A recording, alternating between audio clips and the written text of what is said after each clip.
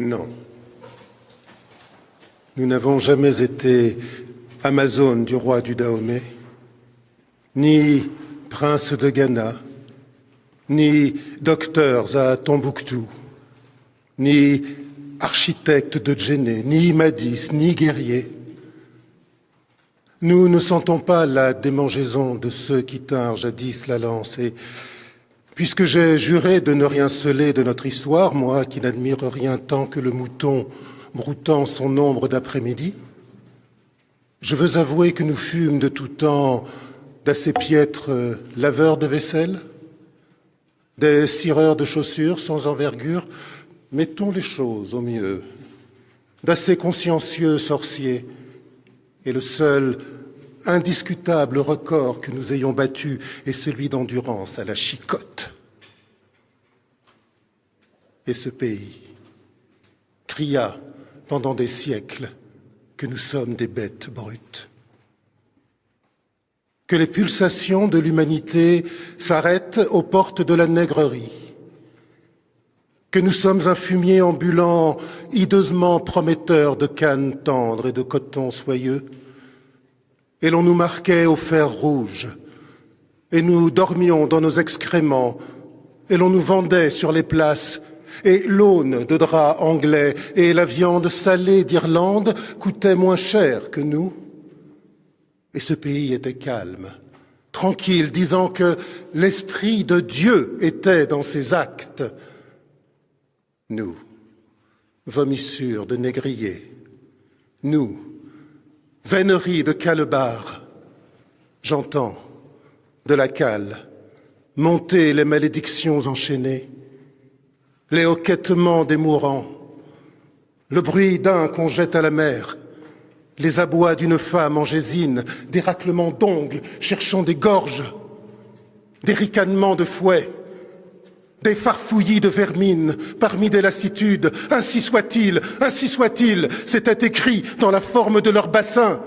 Ceux qui n'ont inventé ni la poudre ni la boussole, ceux qui n'ont jamais su dompter la vapeur ni l'électricité, ceux qui n'ont exploré ni les mers ni le ciel, mais ceux sans qui la terre ne serait pas la terre. Gibbosité d'autant plus bienfaisante que la terre déserte davantage la terre. Ma négritude n'est pas une pierre, sa surdité ruée contre la clameur du jour. Ma négritude n'est pas une tête d'eau morte sur l'œil mort de la terre.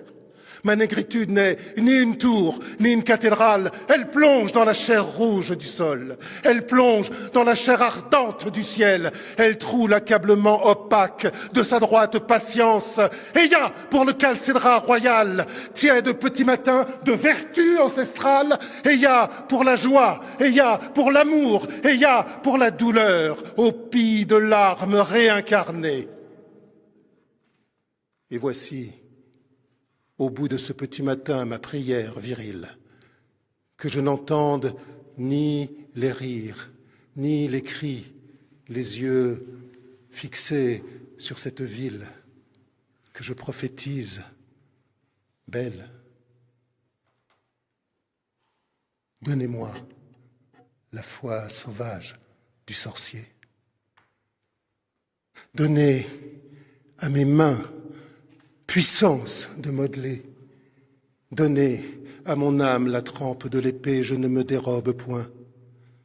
Faites de ma tête une tête de proue, et de moi-même mon cœur ne faites ni un père, ni un frère, ni un fils, mais le père, mais le frère, mais le fils, ni un mari, mais l'amant de cet unique peuple.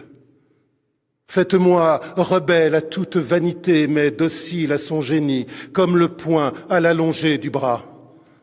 Faites-moi commissaire de son ressentiment. Faites-moi dépositaire de son sang. Faites de moi un homme de terminaison. Faites de moi un homme d'initiation. Faites de moi un homme de recueillement, mais faites aussi de moi un homme d'ensemencement. Faites de moi l'exécuteur de ces œuvres hautes. Voici le temps de se ceindre les reins comme un vaillant homme. Mais, les faisant, mon cœur préservez-moi de toute haine.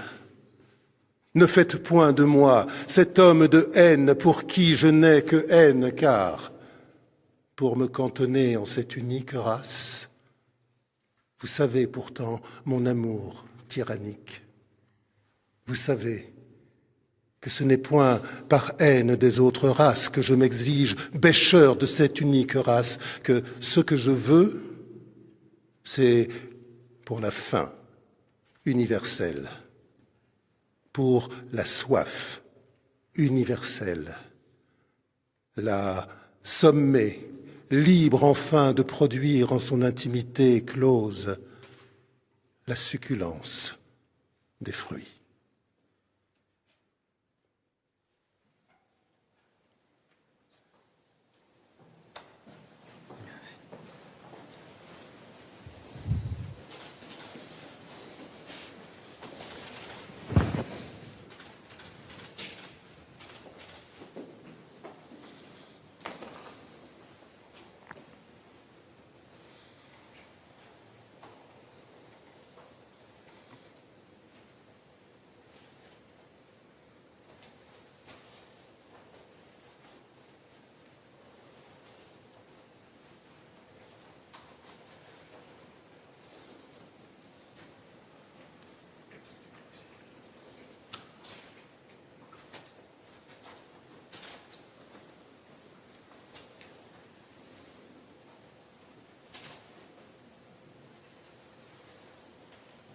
Merci.